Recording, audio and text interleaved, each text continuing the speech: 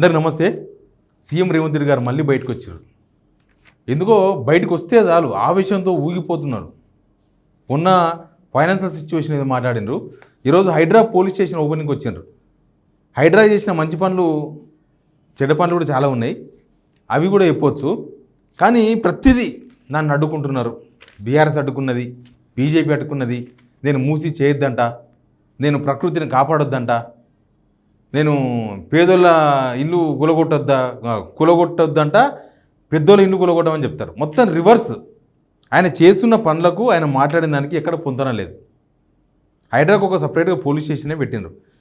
నిజానికి హైడ్రా క్రెడిబిలిటీ కోల్పోయింది. ఎందుకు కోల్పోయిందని అంటే పెద్ద పెద్దోళ్ళ ఇల్లు కూలగొట్టకుండా పేదోళ్ళ ఇల్లు కూలగొట్టి అక్కడ వేరియేషన్ చూపించేసరికి ఇక 100 ఎలుకలు తిన్న పిల్లి పోయి రతం చేస్తే మాత్రం మంచిదంటరా. ఇప్పుడు హైడ్రా చేస్తున్న పని అదే. కాకపోతే ఒక పోలీస్ స్టేషన్ స్థాపించారు, మంచిదే. ప్రభుత్వ నిర్ణయాలు ఇప్పుడు మనం స్వాగతించాలి. చూద్దాం రేవంత్ రెడ్డి గారు ఏం మాట్లాడినారో విందాం. రేవంత్ రెడ్డి గారు మొత్తం రివర్స్ స్టాండ్ తీసుకున్నారు. ఆయన ఈ సంవత్సరాల్లో ఏం చేసినారో దానికంతా రివర్స్ మాట్లాడండి. ఏంటి రివర్స్ మాట్లాడిందంటే ప్రకృతిని కాపాడడానికినే మూసి చేస్తున్నా అంటారు. ఆడ ఐటీ పార్క్ కోసం ప్రకృతిని తొలగిస్తే తప్పేందంటారు ఎస్సీయూలో. రెండోది ఏంటంటే హైడ్రా పెట్టింది పేదల కోసమే, పేదలను కాపాడడం కోసం హైడ్రా పెట్టిరంట. ఇప్పటిదాకా హైడ్రా కూలగొట్టింది మొత్తం పేద మధ్యతరగతి కుటుంబాల ఇండ్లే, పెద్దోళ్ళ ఒక్కడు కూడా టచ్ చేయలేదు. మాట్లాడదాం ఈ అంశం మీద. ఈ వీడియో చూస్తున్న మీకు అందరికీ థ్యాంక్స్. సబ్స్క్రైబ్ చేసుకున్న వాళ్ళు సబ్స్క్రైబ్ చేసుకోండి. రేవంత్ రెడ్డి గారు ఏం మాట్లాడారో నెక్స్ట్ విందాం. చలో. యమునా నదిని పునరుద్ధరిస్తామని చెప్తే అది గొప్ప మాటగా కొంతమందికి వినిపిస్తుంది. మరి మూసీ నదిని గొప్పగా మనం బతకాల్సిన అవసరం లేదా? ప్రపంచానికి మూసీ ఆనాడు 100 సంవత్సరాల క్రితం అద్భుతంగా మూసీని సుందరీకరించాడు నిజాం నవాబ్. ఈ రోజు మూసీ నది పరివాహక ప్రాంతంలో నిర్మించిన గొప్ప కట్టడాలను చూడండి, ఆ బ్రిడ్జిలను చూడండి, ఆ నిర్మాణాల సంపద చూడండి. ఈ రోజు కోటి ఉమెన్స్ కాలేజ్ లో వీరనారి చాకలి ఐలమ్మ యూనివర్సిటీ పునరుద్ధరించుకోవాల్సిన బాధ్యత మన మీద. మనం పునరుద్ధరించుకుంటామంటేనే వీళ్ళకి బాధ అయిపోతుంది, ప్రకృతిని కాపాడుతామంటే వీళ్ళకు దుఃఖం వస్తుంది. ఇవాళ చెరువులను కాపాడినా, నాలాలను ఆక్రమణలు తొలగించినా, రోడ్ల మీద ఉండే అక్రమ నిర్మాణాలను కూలగొట్టినా ఈ రోజు నగరం యొక్క శోభ పెరుగుతుంది. ప్రకృతిని కాపాడతాం కదా. ఈ రోజు మేము మూసీని, చెరువులను, నాలాలను, రోడ్ల మీద అక్రమ నిర్మాణాలను తొలగిస్తే రియల్ ఎస్టేట్ పడిపోతుంది, రేవంత్ రెడ్డి వెంటనే కొడతారని.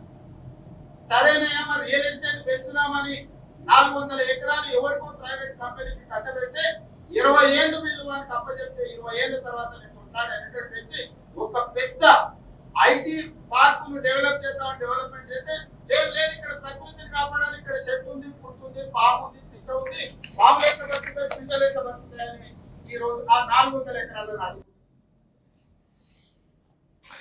చూసిందా ఎంత కాంట్రాక్ట్ మాట్లాడిండ్రు? జస్ట్ 3 నిమిషాల వీడియోనే, 2-3 నిమిషాల వీడియోనే. అది ఇక చాలా ఉన్నాయి. ఆ 2-3 నిమిషాల వీడియోలోనే మొత్తం ఇక్కడ చిత్తు మాట్లాడుతున్నారు, బొత్తు మాట్లాడుతున్నారు. డబల్ యాక్షన్ అయింది. మూసీనేమో ప్రక్షాళన చేస్తారంట. ప్రక్షాళన చేస్తే నిజానికి ఎవరికి నొప్పిలేదు.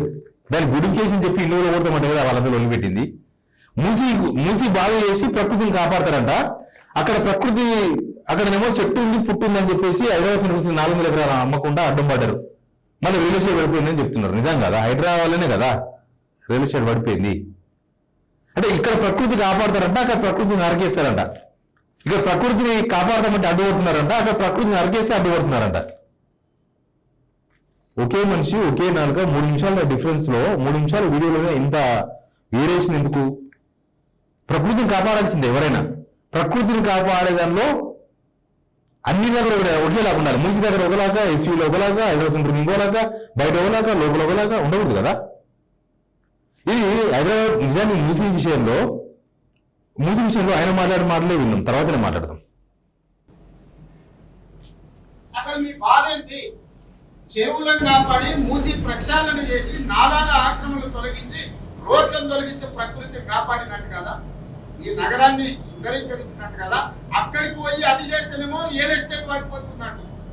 ఇక్కడ పెద్ద పెద్ద పరిశ్రమలను తీసుకొచ్చి ఐటీ అండ్ ఫార్మా కంపెనీలను తెచ్చి లక్షలాది ఉద్యోగాలు ఇప్పించి వేల కోట్ల రూపాయల పెట్టుబడులు తీసుకొచ్చి ఒక ఇన్ఫర్మేషన్ నాలెడ్జ్ సెంటర్ ని క్రియేట్ చేద్దాం ఒక 400 ఎకరాలు అంటే లేదు ఇప్పుడు ప్రకృతి వాడిపోతున్నాడు. అంటే వాళ్ళ ఆలోచనలో ఉన్న డ్రైవర్లు పనిచేస్తలేరా, వాళ్ళ దగ్గర పనిచేసే వాళ్ళు చేస్తలేరా, ఎంత పరోక్షంగా మనం సపోర్ట్ చేస్తూ ఇవాళ ఓలా, ఊబర్, టాక్సీ, హోటల్స్ ఒక పక్కన నేను రాబోయే రోజుల్లో మా అధికారులను మూసి పరివాహక ప్రాంతంలో ఏమీ లేనివాడు, ఏ విధంగా బతకడానికి అవకాశం లేనివాడు ఆ మూసి మురికి కుప్పంలో మునిగి తేలుతున్నాడు. మూసిలో బతకాలని ఎవరు కోరుకోరు. ఆ దోమల బాధ, మూసి మురికి వాసన ఇక్కడనే ఎంత వాసన వస్తుందో మీరు చూసారు కదా. మూసిలో ఎట్లాంటి నరక పరిస్థితులు ఉంటాయో మీరు ఆలోచన చేయండి. అంత నరకంలో బతకాలని పేదవాడైనా అనుకుంటాడా? ఈ రోజు నేను అసెంబ్లీలో అడిగిన ప్రతిపక్షాలు ఆ మూసిలో నివసిస్తున్న వాళ్ళకి ఏమి ఇద్దామో చెప్పండి. 5 లక్షలు ఇద్దామా, 10 లక్షలు ఇద్దామా, డబుల్ బెడ్రూమ్ ఇల్లు ఇద్దామా, 120 గజాల ప్లాట్ ఇద్దామా, ఇద్దరమ్మ ఇల్లు ఇద్దామా? ప్రభుత్వం నుంచి ఒక 10,000 కోట్లు మూసిలో మురికిలో బతుకుతున్న పేదవాళ్ళకు ఒక మంచి జీవితాన్ని ఇచ్చి, ఒక మంచి వాళ్ళ పిల్లలకు మంచి పాఠశాల ఇచ్చి, వాళ్ళకి చదువుకోవడానికి మద్దతు ఇచ్చి ఇక్కడ రేవంత్ రెడ్డి గారు ప్రభుత్వం నడపబట్టి సంవత్సరం అయింది. అధికార యంత్రాంగం అంతా చేతిలో ఉంది. సర్వేలు చేపించిండ్రు. మూసి లోపల నిర్మిస్తున్నది పేదలు.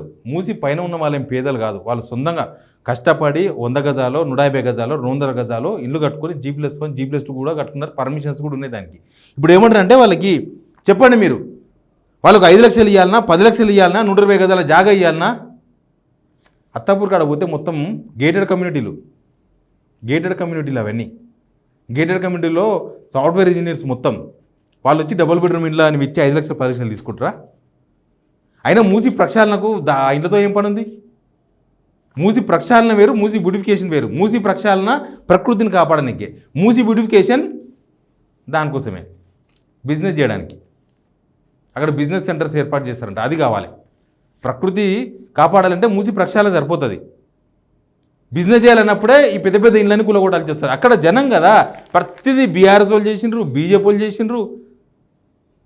ఇదే మనం పొద్దుగాలు లేస్తే తెల్లాడితే ఇదే మాట్లాడుకుంటుంటే మీ పరిపాలన రుచి జనాలకి ఏం తెలుస్తుంది? ఏమైనా ఉంటుందా రుచి వాసన లేని ఏంటంటే నీళ్ళు అని గతంలో చదువుకున్న చిన్నప్పుడు గట్లే ఉన్నది. ఇది రుచి వాసన లేకపోతే జనాలకి ఏమర్థమవుతుంది? మీరు పొద్దుగాలేసి అవతల ఘాటునే చూపించబడ్రి. ఇప్పుడు మూసిని అడ్డుకున్నది బీఆర్ఎస్ వాళ్ళేనంట, తర్వాత ఎస్సీని అడ్డుకున్నది బీఆర్ఎస్ వాళ్ళేనంట. మొత్తం బీఆర్ఎస్ వాళ్ళే నన్ను అడుగుతున్నారు, నేను ఏం చేద్దామంటే అడ్డుకుంటున్నారు అంటున్నారు.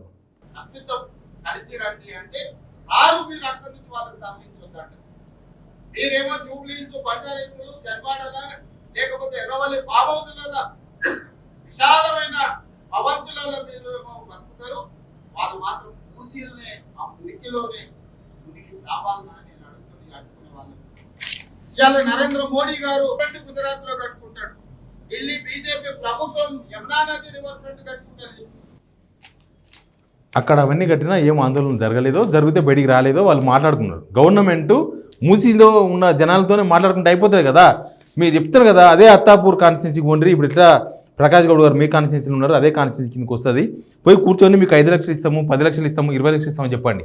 ఒక్కొక్కరు 1.5 కోటి పెట్టి ఇల్లు కొనుక్కొని సాఫ్ట్వేర్ ఇంజనీర్స్ వాళ్ళు ఒక్కొక్కరు లోన్ కడుతున్నారు. ఒక్కొక్కరు 30,000, 40,000, 50,000, ₹1,00,000 లోన్ కట్టుకుంటున్నారు. కడుతూనే ఉన్నారు లోన్లు. ఇక వాళ్ళంట మీరు ఇచ్చే డబుల్ బెడ్రూమ్లో ఉండాలంట వచ్చి. అంటే ఇంకా చాలా విచిత్రమైన మాట మాట్లాడిండు. వాళ్ళకి అపార్ట్మెంట్ కట్టి ఒక్కొక్కరికి 400 ఎస్ఎఫ్టీ కానీ 500 ఎస్ఎఫ్టీ కానీ ఇస్తారంట. అంటే ఎంత? సింగిల్ బెడ్రూమ్ ఇస్తారంట, డబుల్ బెడ్రూమ్ కూడా కాదు. కేసీఆర్ గట్టి ఇచ్చిన డబుల్ బెడ్రూమ్లు ఇందిరమ్మ ఇల్లు ఇస్తారేమో వాళ్ళకి.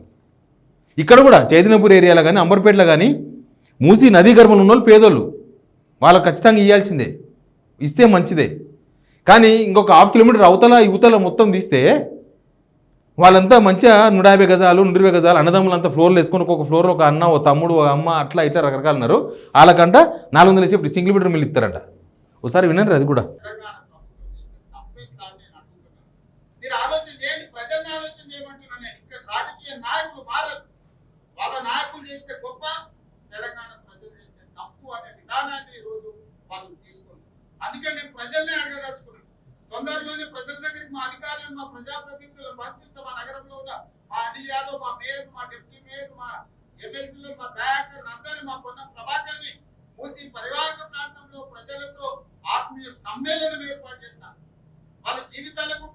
వెలుగునివ్వాలనుకుంటున్నాము. ఇవాళ మనం ఫ్యూచర్ సిటీ అని ఒక గొప్ప నగరాన్ని నిర్మించుకోవాలనుకుంటున్నాం. కావాలంటే వాళ్ళందరికీ ఇతర ప్రాంతాల్లో ఇంత పట్టాలించి వాళ్ళకి ఇల్లు ఇస్తాము. మూసీలో ఎందుకు ఆ మురికిలో బ్రతకాలి? ఒకవేళ అవసరం అనుకుంటే ఆ ప్రాంతంలో ప్రతి 5 కిలోమీటర్లు ఒక క్లస్టర్ గా చేసి ఎక్కడ ప్రభుత్వ భూములు ఉంటే అక్కడ అపార్ట్మెంట్స్ కట్టి వాళ్ళకి ఇల్లు ఇస్తాము. ఒక 400 ఫీట్ 500 స్క్వేర్ ఫీట్ కట్టిస్తే ఆ మురికిలో గురి చేసుకొని బతుకునే కంటే. నిజానికి రేవంత్ రెడ్డి గారు కూడా జూబ్లీస్లోనే ఉంటారు. రాజకీయ నాయకులు అందరూ జూబ్లీస్లో బంజారాస్లోనే ఉంటారు. ఈయన మన అంబర్పేటలో ఏమి ఉండడు, లేకపోతే ఇంకొక దగ్గర ఏమి ఉండడు, నాంపల్లిలో ఏమి ఉండడు, అక్కడే ఉంటారు అందరూ. మళ్ళీ ఈ అప్పట్లో ఏం మాట్లాడినరు? మొత్తం ఫామ్ హౌస్లో నీళ్ళంతా పేదోళ్ళు తాగాలన్నాడు. ఒక్క ఫామ్ హౌస్ అని తొలగించిండ్రా? అంటే పేదోళ్ళు నువ్వు మురికి నీళ్ళు తాగాలనా? మాటలకు చేతులకు పొందన లేదు. ఈయన చేసే పనులకు, రేవంత్ రెడ్డి గారు చేసే పనులకు క్రెడిబిలిటీ అక్కడనే పోతుంది. మీరు ముఖ్యమంత్రిగా మాట్లాడాలి. వేదిక మారంగానే మాట మారిస్తే, టైం మారంగానే మాట మారిస్తే, దినం మారంగానే మాట మారిస్తే ఇట్లే ఉంటుంది. ఇంకొక మాట మాట్లాడండి, హైడ్రా గురించి చాలా గొప్ప మాట మాట్లాడంటే అది ఖచ్చితంగా మనం విని తీరాలి, విందాం. పేదల పట్ల సానుభూతితో ఉండాలి, పెద్దల పట్ల కఠినంగా ఉండాలి. పేదల్ని పెద్దల్ని మీరు ఒకే తాటి మీద కట్టకండి. పేదలను ఏదైనా అనుకోని పరిస్థితుల్లో ప్రభుత్వ భూమిలో కానీ లేకపోతే చెరువులలో కానీ నాలాలో ఉంటే వాళ్ళకి ప్రత్యామ్నాయం చూపిద్దాం. ఈ ప్రభుత్వం ఉన్నదే పేదల కోసం, మంచి పరిపాలన అందించడం కోసం. మీరు లిస్ట్ అవుట్ లాస్ట్కి ఒక మంచి మాట చెప్పిండు. పేదలను ఒకగానే కట్టకండి, పేదల విషయంలో సానుభూతి చూపాలి, పెద్దలు మాత్రం ఎంత ఒత్తిడి వచ్చినా మీరు ఆగొద్దని. ఈ సంవత్సరాల్లో జరిగింది అదే. ఒక్క పెద్ద నీళ్ళు కొట్టలే. ఇప్పుడు హైడ్రాకు మంచి సూచన ఏంటంటే ఫ్రీడమ్ ఇచ్చేసిన రేవంత్ రెడ్డి గారు హైడ్రాకి. ఇప్పుడు అర్థమైంది నాకు. డైరెక్ట్గా రేవంత్ రెడ్డి వాళ్ళ అన్ననా తమ్ముడా తిరుపతి రెడ్డి ఇల్లు కొట్టండి పోయి. ఎందుకంటే ఇప్పుడు అన్ని చెరువులు పునరుద్ధరిస్తున్నాం, బంగారం చేస్తున్నాం, వెండి చేస్తున్నాం ఉన్నప్పుడు ఆ దుర్గం చెరువు మాత్రం అట్లా ఎందుకు ఉండాలి? ఇప్పుడు ఫ్రీడమ్ ఇచ్చింది కాబట్టి అర్జెంటుగా హైడ్రా రంగనాథ్ గారు మొత్తం బుల్డోజర్ తీసుకొని పోయి దుర్గం చెరువులో ఉన్న తిరుపతి రెడ్డి ఇల్లు, తర్వాత పొంగులేటి శ్రీనివాసరెడ్డి వాళ్ళ ఇల్లు, మినిస్టర్, తర్వాత మధ్యలో ఉంది హిమాయసాగర్లో ఎవరిది మాజీ మంత్రి మహేందర్ రెడ్డి ఇల్లు, ఇంకా Chennur MLA Vivek Venkataswamy farm house, తర్వాత అక్కడ చాలా ఫామ్ హౌజులు ఉన్నాయి. ఆ ఫామ్ హౌజులు, తర్వాత సల్కన్ చెరువుల ఫాతిమా కాలేజ్ సెలవులు ఇచ్చేసినారు ఆల్రెడీ. ఆ కాలేజీ ఇవన్నీ గులగొట్టేసాను ఫస్ట్. అప్పుడు మీకు హైడ్రాకు ఫ్రీడమ్ ఇచ్చారు కదా రేవంత్ రెడ్డి గారు. ఇప్పటిదాకా హైడ్రా చేసిన పని ఏంది? మొత్తం పేద మధ్యతరగతుల ఇంట్లో గులగొట్టినారు. ఇప్పుడు ఫ్రీడమ్ వచ్చింది కదా, ఆయన చెప్తున్నాడు కదా, మీరు అవసరమైతే ఎంత పెద్ద రికమెండేషన్ వదలదన్నారు కదా, రేవంత్ రెడ్డి రికమెండేషన్ వదలకండి, పోయి కూలగొట్టేసింది తిరుపతి రెడ్డిలు. అప్పుడు హైడ్రాని ఎవరైనా నమ్ముతారేమో. ఇవన్నీ పక్కన పడేసి మీరు ఇట్లాంటి కాకమ్మ కబుర్లు ఎన్ని చెప్పినా జనం నమ్మరు. హైడ్రా అనేది ఒక 10-100 ఎలుకలు తిన్న పిల్లి లాంటిది. అంటే పాపాలు చేసి ఉంది. ఇప్పుడేదో మేము కొబ్బరికాయ కొడుతున్నాం, ఇప్పుడే మేము తులసి తీర్థంతో కడుగుతున్నాం అంటే నమ్మరు జనం.